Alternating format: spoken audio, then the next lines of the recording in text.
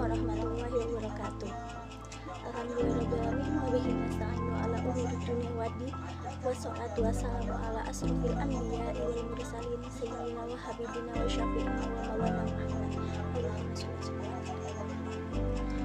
Puji syukur penulis panjatkan kepada kehadirat Tuhan yang Maha Esa, karena dengan rahmat karunia serta taufik dan hidayahnya lah sehingga penulis dapat menyelesaikan makalah tentang ilmu komunikasi ini. Dan juga penulis berterima kasih kepada Bapak Riki Andika selaku dosen mata kuliah pengantar ilmu komunikasi yang telah memberikan tugas ini. Penulis sangat berharap makalah ini dapat berguna dalam rangka menambah wawasan serta pengetahuan kita mengenai ilmu komunikasi.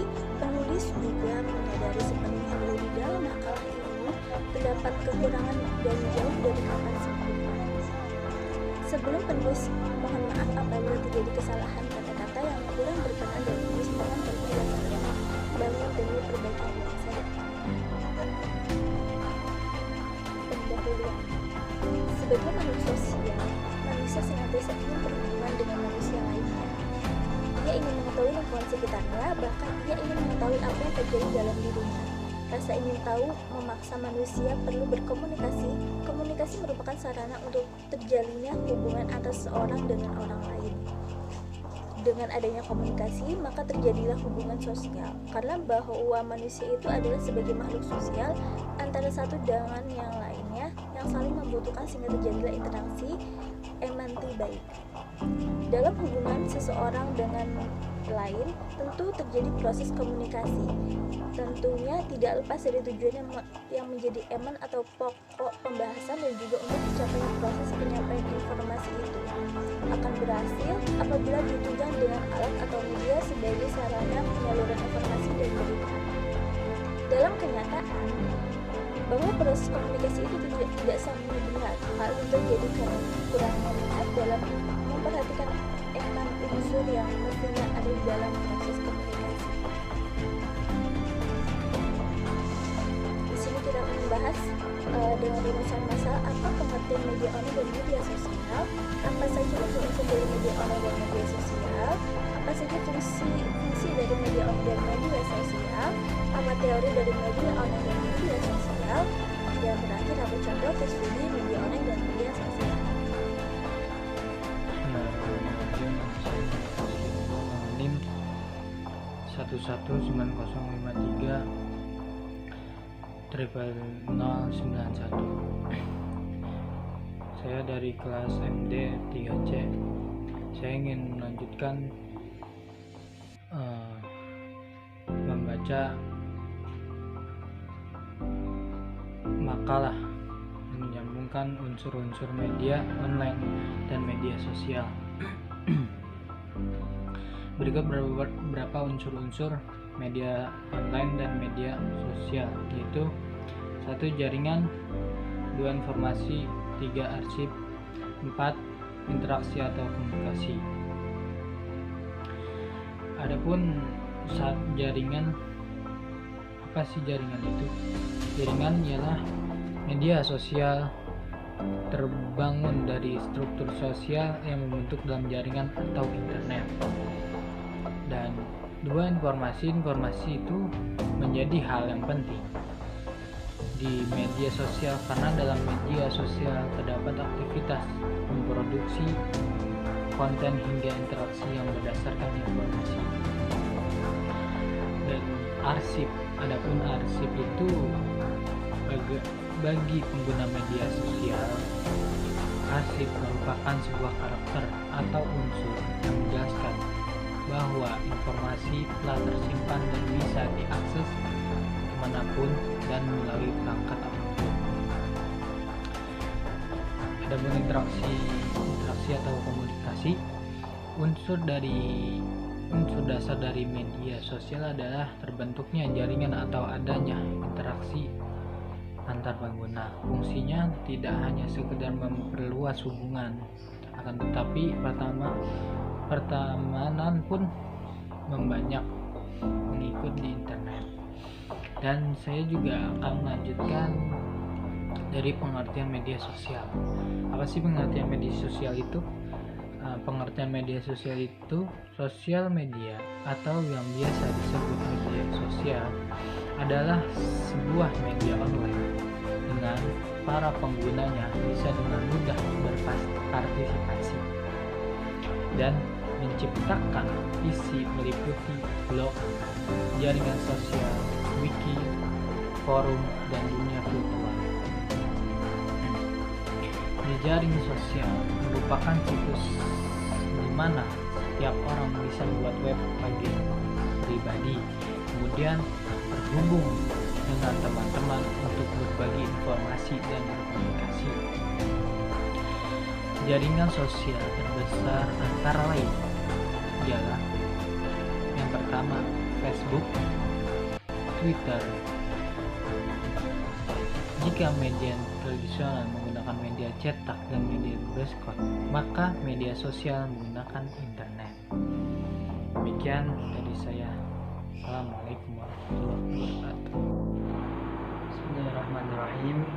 Saya Muhammad Nahl Anwar dari MD 3C dengan NIM 109 akan membahas mengenai beberapa fungsi dari media sosial dan media online. Media online dan media sosial memiliki beberapa fungsi sebagai berikut. Yang pertama, media online dan media sosial berfungsi untuk bersosialisasi. Yang kedua, media sosial dapat mempertemukan teman lama. Yang ketiga, media sosial dapat menemukan teman baru. Yang keempat, media sosial atau media online sebagai media penghibur. Yang kelima, sebagai tempat untuk penyaluran hobi. Dan yang keenam dan terakhir, memberikan berbagai informasi terupdate. Yang pertama, sosial media untuk bersosialisasi. Manfaat sosial media itu sesuai dengan namanya, yaitu untuk bersosialisasi. Sosialisasi di sini dapat dilakukan kapan saja, mana saja, tanpa batas waktu dan ruang. Namun masih terbatas pada koneksi, sinyal, dan kuota internet. Hal ini tujuan utama dari sosial media dan sukses menyedot banyak pengguna yang ingin bersosialisasi dan berkomunikasi dengan kerabatnya. Jadi yang pertama, manfaat dari sosial media dan media online yaitu tempat bersosialisasi untuk berinteraksi antara satu dengan yang lainnya. Namun media sosial dan media online masih memiliki keterbatasan, yaitu keterbatasan koneksi, sinyal, dan kuota internet. Yang kedua, media sosial dapat mempertemukan teman lama. Ya, masih ada hubungannya dengan bersosialisasi.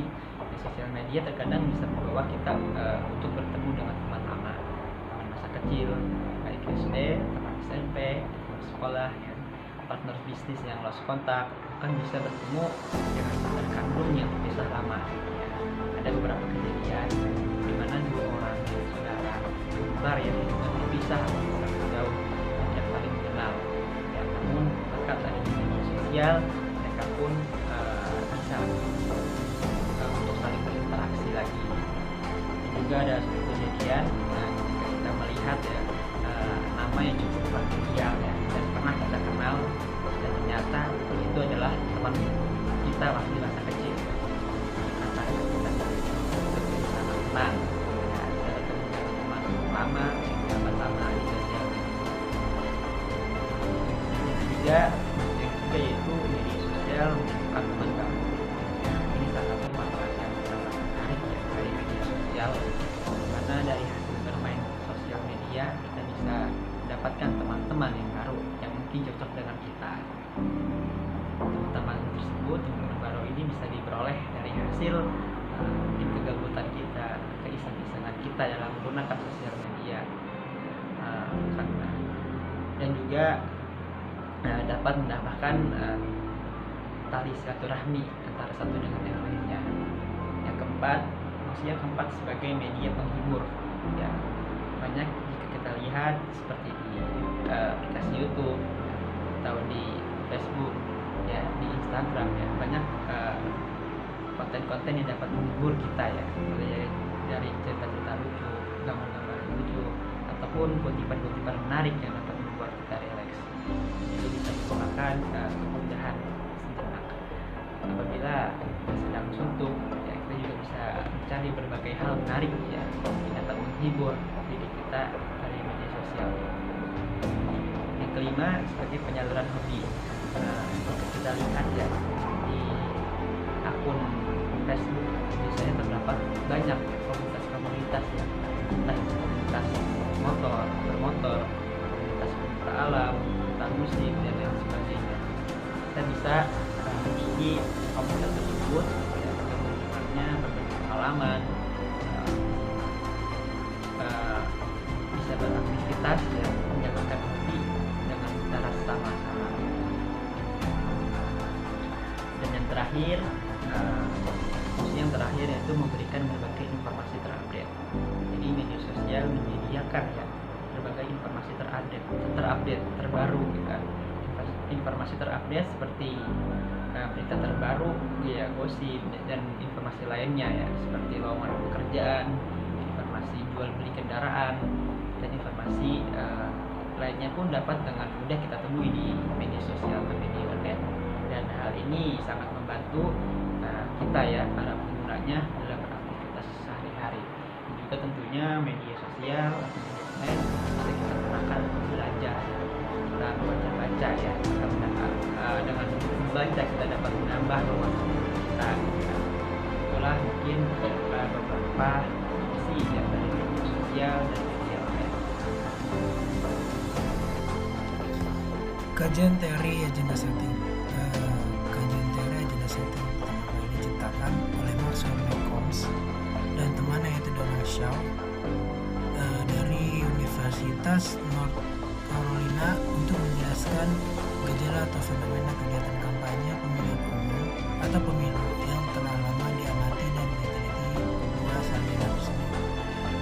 Agenda setting terjadi karena media massa sebagai penjaga gawang informasi harus selektif dalam menyampaikan berita. Media harus memilih mengenai apa yang harus dilaporkan dan bagaimana melaporkannya. Apa yang diketahui publik mengenai suatu keadaan pada waktu tertentu sebagian besar ditentukan oleh proses penyaringan dan pemilihan berita yang dilakukan media massa. Dalam hal ini agenda setting terbagi menjadi beberapa level, yaitu level yang pertama adalah membangun isu umum yang dinilai penting. Lalu yang kedua adalah menentukan bagian-bagian atau aspek-aspek dari isu umum tersebut yang dinilai penting. Level kedua tidak kalah pentingnya dengan level yang pertama karena level kedua memberitahu kita mengenai bagaimana cara memingkai isi atau melakukan framing terhadap isu yang menjadi bagian agenda media dan juga agenda publik. Dalam penelitian ini, Sini dan Bore menentukan 3 jenis pengaruh agenda setting, yaitu yang pertama representasi, persistensi, dan yang ketiga adalah persuasi. Representasi yaitu ukuran atau derajat dalam hal seberapa besar agenda media atau apa yang dinilai penting oleh media dapat menggambarkan apa yang dianggap penting oleh masyarakat. Yang kedua yaitu ada persistensi. Persistensi dalam mempertahankan kesamaan agenda antara apa yang menjadi isu media dan apa yang menjadi isu publik. Ini disebut dengan persistensi. Dalam hal ini, media memberikan pengaruhnya yang terbatas. Suatu korelasi antara agenda publik pada periode 1 dan periode 3 menunjukkan persistensi atau stabilitas agenda publik. Yang ketiga yaitu persuasi. Persuasi terjadi ketika agenda media mempengaruhi agenda publik yang disebut dengan persuasi. Suatu korelasi antara agenda media pada periode 2 dan agenda publik pada periode 3 menunjukkan persuasi atau agenda media mempengaruhi agenda publik. Ketiga agenda tersebut tidak mesti terjadi dalam waktu yang berbeda, tetapi juga dalam waktu bersamaan. Tapi suatu keadaan yang berbeda juga bisa mengakibatkan dampak dari agenda yang berbeda pula. Terima kasih. Assalamualaikum warahmatullahi wabarakatuh. Perkenalkan, nama saya Abdul Mujib dari NJ3C dengan NIM 11190530000131. Kali ini saya akan menjelaskan mengenai kasus penggunaan media online, media sosial dalam hal komunikasi. Media online dan media sosial adalah suatu kebutuhan yang memang sangat penting bagi manusia modern pada abad ini dan seterusnya. Media online dan media sosial ini memiliki banyak kegunaan, baik dalam hal positif maupun hal negatif. Tentunya kita sebagai seorang mahasiswa harus dapat dengan bijak menggunakan media sosial tersebut agar menunjukkan bahwa kita sebagai seorang mahasiswa mampu membuat sesuatu yang positif, menggunakan media yang ada dan bermanfaat untuk banyak orang. Salah satunya dari dampak positif itu adalah kita mampu untuk membuat suatu kondisi yang positif di tengah pandemi ini. Salah satunya membuat kelas online, kelas apapun itu, entah kelas bisnis, kelas desain, atau kelas-kelas yang lainnya yang dapat disentuh oleh banyak orang melalui media sosial. Namun tidak sedikit juga hal negatif yang ditimbulkan dari media online maupun media sosial. Hal negatifnya mungkin jauh lebih banyak daripada hal positifnya. Salah satunya yaitu pembulian yang marak terjadi.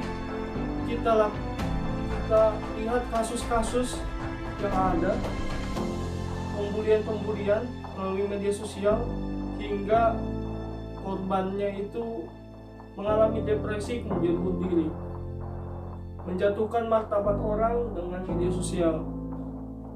Banyak kita lihat hal itu di media online maupun media sosial. Kemudian adanya berita hoax dibuat sengaja di media online agar dapat membuat ketakutan, keresahan di masyarakat sekitar kita, dan sengaja ditujukan kepada hal-hal yang mengancam pada golongan-golongan mereka. Kemudian ada juga sampai ancaman pembunuhan melalui media sosial. Maka dari itu, bijaklah dalam menggunakan media sosial, karena hal itu dapat dijerat melalui undang-undang. Undang-undang tersebut sudah disahkan dan sudah ada susunan undang-undang. Maka kita sebagai seorang mahasiswa harus bisa menunjukkan bahwa kita mampu memberikan contoh yang baik untuk menggunakan media online maupun media sosial. Sekian dan terima kasih. Assalamualaikum warahmatullahi wabarakatuh.